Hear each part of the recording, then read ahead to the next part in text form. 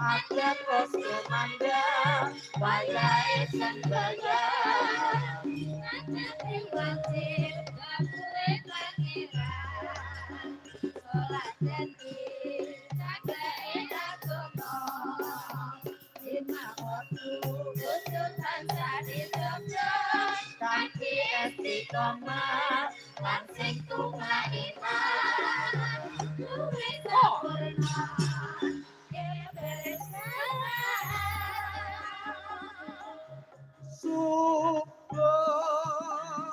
luhur lan asar salat sayang dinyadake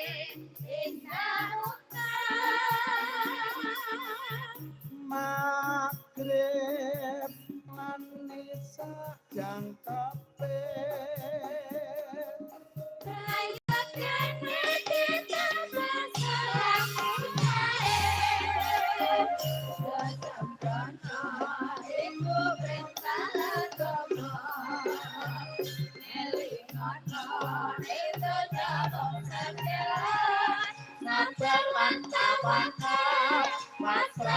Sekali lagi. Yo.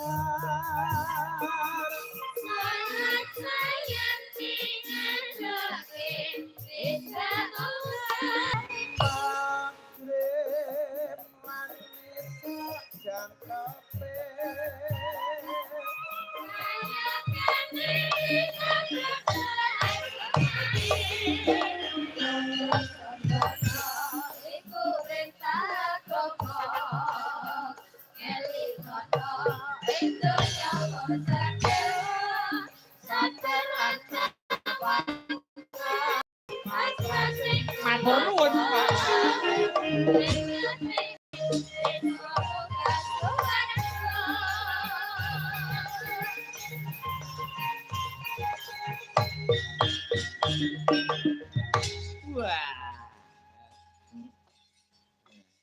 Wilujeng dalu, selamat malam Mas Gareng. Wilujeng dalu, selamat malam Mas Da Akbar, Yong Cangik, Mbak Yulimbo. Alhamdulillah dipertemukan kembali antara kula kalian panjenengan. Dangu mboten pinanggih tak petang-petang wis menek patang dina ra ketemu. Nah, ya alhamdulillah lantaran Mbak Zainah Zahra leres kula kalian panjenengan saged bertemu malih menghibur para warga masyarakat Kecamatan Brebeg dan seluruh masyarakat pecinta wayang Kadipaten Nganjuk, Mas. Injih luar biasa ing atase Kyai sing sembodo ning ora eman karo bandane kanggo nglakoni sedekah perintahing Gusti. Nggih. Ujube beniki sedekah budaya, sedekah rasa kagem sedaya warga ing Laladan Brebeg lan sak kanan kiringipun. Nggih. Ana tetembungan kuno sing dawuh asodaqatu dafulil balak. Artinya sapa sing gelem sedekah bakal diadohke saka balak lan bebenduning jagat.